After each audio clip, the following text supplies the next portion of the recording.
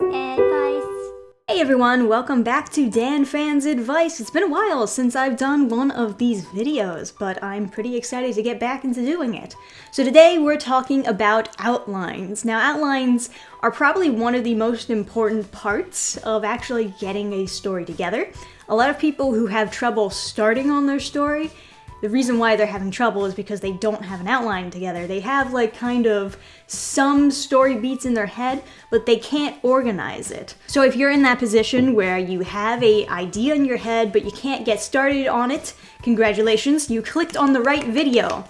Here's a cookie. Now all you have to do is subscribe. Now the basic idea of an outline is that it's basically just a list of things that you want to happen, or a description of each thing that you want to happen in your story, things that you want to set up, and then the payoff of those things later on. It's your way of mapping out the story so that everything fits together well, everything weaves together well and makes sense before you actually get into the drafting stage where you actually start putting meat on the bones, actually get into writing, finalizing everything. You want to make sure that you know everything that's going to happen. And when you know everything that's going to happen and what order you want to do it in, that makes the writing process so much easier. But some people still write organically without outlines. I'm not a huge fan of it. One of the biggest criticisms that you'll hear me say whenever I'm reviewing something is that it feels messy. Basically what I mean when I say something feels messy is that it feels like they didn't have an outline that they were going off of when they were writing it. It feels like they were just writing it organically and not really knowing where to take the story. Typically when this happens, scenes feel a little bit random, just thrown in there. Sometimes there's not a lot of payoff. Sometimes there's not a conclusion to something that's set up. Sometimes a writer adds in something and then forgets about it, you know? And this actually does happen a lot with mangakas because they don't always have an outline that they're working off of. A lot of times they're working on a really tight deadline and they're writing on the spot. And for the most part, I would recommend if you're trying to make your story really good and if you have time to make it good, then you should do an outline. So now you're wondering, how exactly do I get started on my outline? Well, let's take a look. Alright, so you will have to forgive me. I'm not actually on a desk when I'm doing this. So this is gonna be, this feels awful. Maybe if I use my knee, we can do this. This is why I don't do drawing streams, by the way. Alright, so what we have here, and I'm sure you've seen this a million times before, this is a very basic map of what a story formula looks like. This is something that you've seen before because you have your introduction, rising action, climax, falling action, conclusion. Very basic stuff. Now this is the formula that we go off of for most of our stories, but it doesn't always look exactly like this. Especially if you're doing comics, chances are you're not just gonna have one climax and one conclusion. A lot of movies kind of look like this. So, you know, it really depends on what exactly you're doing in your story here and how long it's going to be. So when you start your story, typically what you want to do is you want to set up your world or your characters. You want to establish what is normal for them. That's where we get the introduction phase from. You see, for example, Sonic City Witch, it starts, it starts with a fight, as most comics do. But we also have a established normalcy before we actually break into fight, all on one page.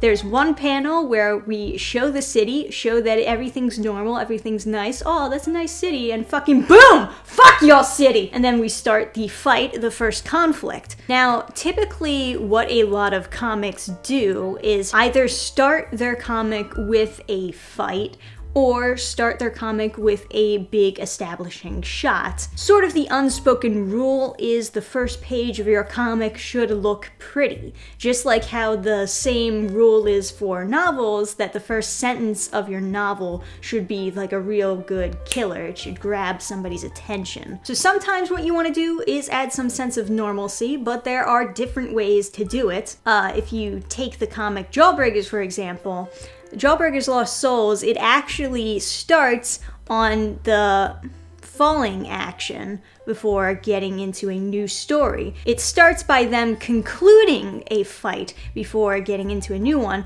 but you could also argue that them showing the end of this fight is their way of establishing normalcy, because you see, oh, these are the types of fights that these characters normally get into. This is what these characters consider normal, while also having a big action splash page and following the, unspoken rule of comics that you should either open on an action scene or a big establishing shot of something pretty. So that's something that you want to think about for how you start your story. How do you establish your characters? How do you establish a normal? What about your plot needs to have something established before the rising action? Now, going back to my comic Sonic City Witch, what we also see is weaving stories. We actually start off the comic with somebody else's story before we switch on to the main character's story, Hazel. So we start with Mirror's story, right? You have the introduction here, conflict, and then kind of fades out that way. While that's going on, Hazel's story is kind of going like that. So they're weaving into each other, where one person's story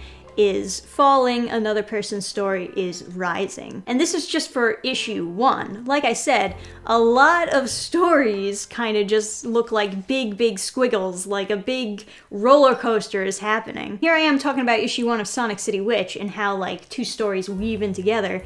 I'm not even going to touch Pulp Fiction with all those stories weaving in together. They're also told out of order, which is another thing I guess I should talk about. What if you want to tell a story out of order? Because if that's the case, then you're actually starting with the falling action, and then you enter flashback mode where you go back to the introduction and then go back to falling action. It's kind of hard to put on a chart now that I like put it up there, but those are typically the ones that follow the trope of, you might be wondering how I got here, and I always make fun of those. Another example would be more recently the Sonic the Hedgehog movie, where it starts with him running away from Eggman, and he gives you the, you might be wondering how I got here, and then we go back to the introduction. Another more classic example would be The Fly. It starts with this woman being accused of murdering her husband, but then we flash back to find out what exactly happened. I don't typically like this formula, but it is something that you can do if you choose to do it. For the most part, you're going to be using some form of this squiggly line here. And this is just something to help visually understand how exactly cause and effect happens. Because that's the whole reason why this formula exists. It's to get you to understand cause and effect. You don't set up something unless you're going to have a payoff for that something. I've also seen a lot of stories, of course, I read bad comics as well on this channel, where there's often a setup and there's no payoff for it, or sometimes there's a payoff for something that was never set up. They just skip a step. So anyway, you've seen enough graphs here. Okay, let's get into the bigger details now. I can never truly explain enough how important it is to have a payoff for something that you set up. Now, other things you can figure out while you're doing your outline is how you want to give out information to the audience. A big problem, of course, in a lot of comics and stories is info dumps. They just bop you over the head with a bunch of information. And what I always like to say is, cut that shit up. Cut it up. You don't just put a brick of salt into something. You grind it. You sprinkle it around a bit. And sometimes I do have drafts sent into me and I give them criticism back. And every now and again I'll have to explain to them, hey, you should only mention things when they're relevant. You shouldn't just info dump randomly. You should have things be woven together. You should have a proper cause and effect. You can't just have a character bring up this information out of the blue. It should be an effect that they bring up this information. Somebody should ask them about it, or somebody should mention something that relates to that information. And these are things you can usually figure out when you're putting an outline together. Sometimes if it's a little bit more of the smaller details, like how a conversation flows, that's something that you can figure out during your drafting process. But yeah, for info dumps, for information that the audience needs, I feel like that's something you can figure out during your outline phase. You can, just write a little side note like, this is where we learn about this.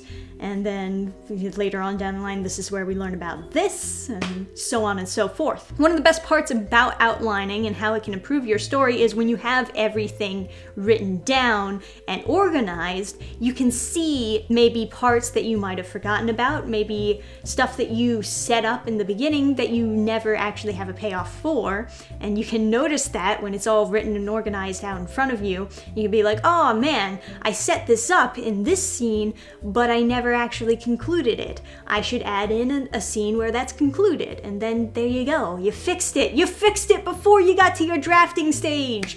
Woo! But yeah, part of the reason why outlines exist is so that you don't have to do more work than necessary.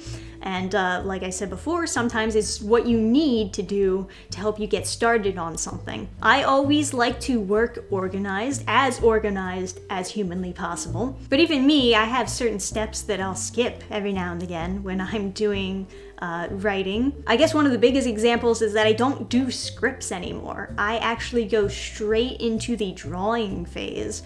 I start drawing out the pages and writing on the spot, and those are my drafts. My drafts are actually drawn rather than scripted, because I don't know, I have a lot of issues working with scripts. I feel a lot more comfortable working visually. So whenever people ask me for a draft of what I'm writing, I'm giving them actual pages, and that works well for me. That's not gonna work for everyone, obviously, especially people who are primarily writers and not artists probably don't work visually, which is why they're writers. But even while I'm doing drawn out drafts, even when I'm, for the most part, working organically, I still use an outline because I don't want to make any mistakes when I'm putting together my story, and I want to make sure that everything flows nicely. Now, once you're done the outline, you go on to drafts.